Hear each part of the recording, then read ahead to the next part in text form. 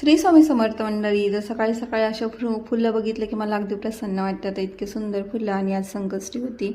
तर जास्वंदाचं फुलाचं किती मान असतं तुम्हाला तर माहितीच आहे. तर ह्या जास्वंदाच्या फुलासोबत आजची मी सुंदर अशी देवपूजा करून घेतली. सोबतच दिवसुद्धा होती देवपूजा करायला माझ्या.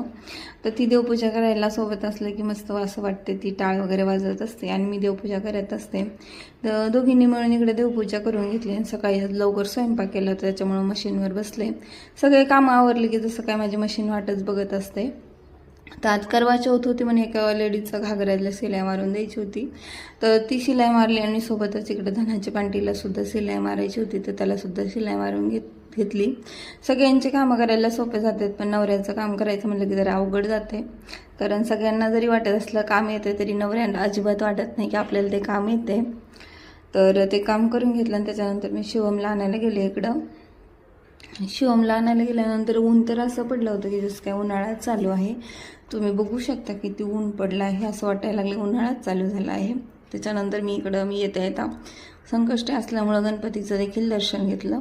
सगळ्यांनी मिळून गणपतीचं दर्शन घेऊन आलं होतं. योगायोग असा की शिवमसुद्धा आलेला होता म्हणून चला म्हणलं आता सगळ्यांनी सोबतच दर्शन घेऊन जावं. घरी आल्यानंतर इकडे जेवायला घेतलं.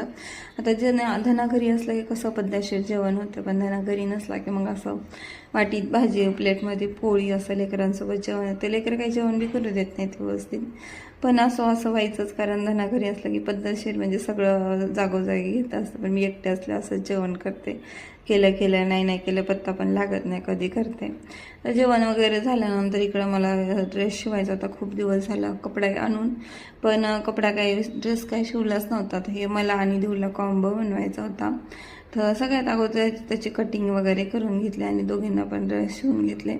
आता इतके दिवस ठेवल्यामुळं हा कपडा खूप चोळामोळा झाला होता. सगळ्यात अगोदर ड्रेस करून घेतला आणि मग कटिंग केली आणि स्टिच केला. तर बघू शकता मी शॉर्ट टॉप बनवला होता कारण हे डेली यूजसाठी होता दोघींचा. पण आता माझं झालं तिकडं उरलेल्या कपड्याचा देऊला देखील तुम्ही बघू शकता किती सुंदर असा फ्रॉक बनवून घेतला.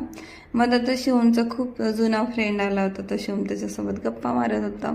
दुसऱ्या स्कूलमध्ये गेला आणि इथं येता शिवमला भेटून गेला होता. त्याच्यासोबत देव इतके गप्पा मारत होते जसं काय त्याचा फ्रेंड आहे.